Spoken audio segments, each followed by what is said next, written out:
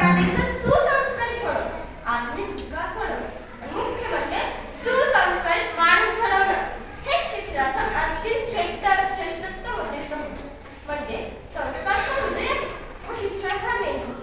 मेंदूशिवाय शरीर एक वेळ जिवंत राहू शकतो, परंतु हृदयाशिवाय एक क्षण सुद्धा नाही. शिलाशिवाय विद्या फुकाची आहे, या एकाच वाक्यात डॉक्टर बाबासाहेब आंबेडकरांनी शिक्षणातील संस्काराचे महत्त्व विशद केले आहे. जिजाऊने शिवबाला रामायण व महाभारताचे धडे शिकवले. शिक्षणाबरोबर स्वदेश प्रेमाचा संस्कार केला. कर्मवीरांनी अनेक मुलांना शिक्षण दिले. स्वदेश प्रेमाचा स्वावलंबी शिक्षण हेच आमचे गुरु असा श्रमप्रचितीचा संस्कार केला. आई ही मुलाची पहिली गुरु असते व तीच संस्काराची गाथा असते. शाळेत शिक्षणातून माणसाच्या जीवनाला आकार द्यावा अशी सार्थ अपेक्षा आहे. म्हणूनच शाळेत शिक्षणाच्या क्षणाक्षणातून विद्यार्थ्यांवर संस्कार होणे अभिप्रेत आहे.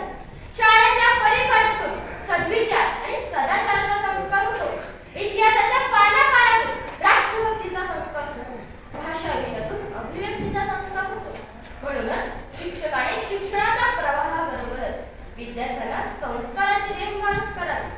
शिक्षणात संस्काराचे अतुलनीय महत्त्व आहे. जर फक्त शिक्षण दिले व कृतीत मात्र ते उतरले नाही तर संस्कारहीन पिढी जन्माला येते.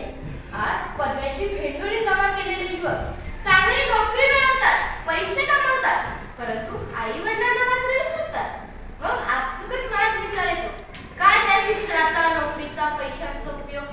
म्हणूनच शिक्षणात संस्कार दिले नाही तर त्याचे परिणाम पुढे भोगावे लागतात. म्हणूनच पुन्हा सांगावेसे वाटते, मुलं म्हणजे नसतात खरं देवाघरची फुलं. मुलं म्हणजे नसतात फक्त मातीचे ठिबळ. तीही तुमच्या आमच्यासारखी माणसं तर असतात.